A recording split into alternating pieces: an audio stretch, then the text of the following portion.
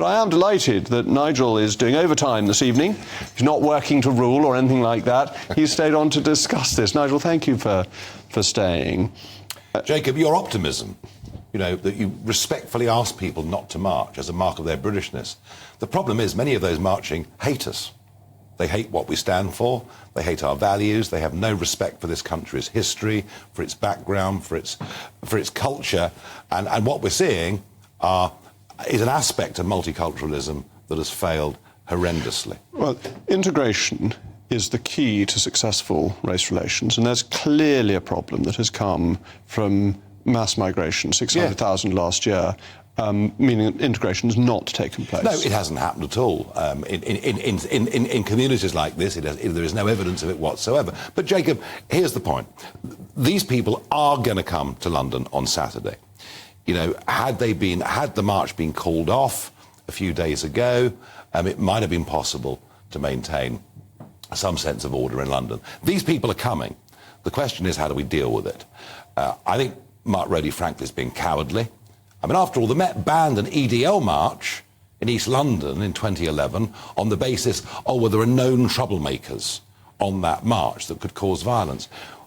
We've seen 3 successive Saturdays in a row some appalling behaviour. Mark Rowley must be pretty sure that there won't be violence, because he's got every opportunity to ban it on the grounds of serious public disorder. There's been violence the last 3 Saturdays. Why wouldn't there be violence this Saturday? And the risks are worse this week. The risks are worse because you haven't just got, on Saturday, a wreath laying at 11 o'clock at the Cenotaph.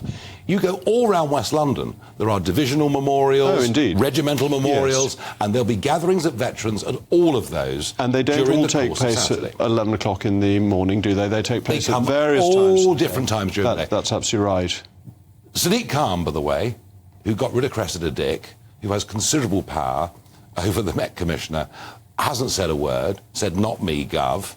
And the government don't want to get involved. Well, the government has tried to get involved, but it doesn't have the power to ban it. But if it could use emergency powers. But Nigel, if we are to win the battle of ideas, the battle of cultures, don't we stand up for our culture, which does allow freedom of speech? So, I understand the power of that point.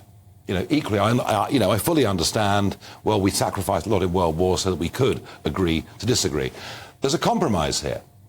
There is a good compromise here. You allow the pro-Palestinians to come to London on Saturday. You allow them to assemble, to gather in Hyde Park.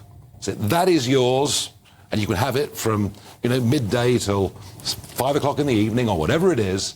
But if you step outside of that and start protesting outside regimental memorials or whatever it is, you will be arrested. And that strikes me as being a reasonable compromise. That seems a really sensible idea. It's also something where the government would potentially have the power to get injunctions and so on to protect areas that they thought were particularly sensitive. Yeah, I think from all angles this works.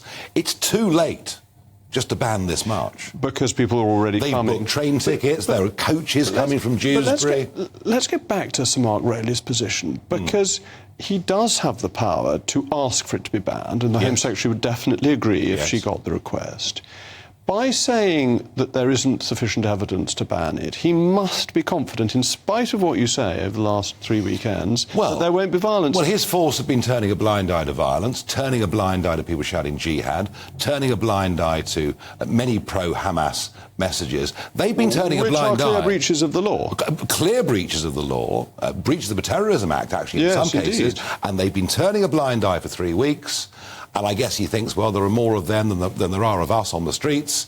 And a lot of people, Jacob, feel very, very angry. A chap walks down a high street in East London and films Palestinian flags and says, why on earth are all these people here? And he's facing a court, a trial at some point in the future.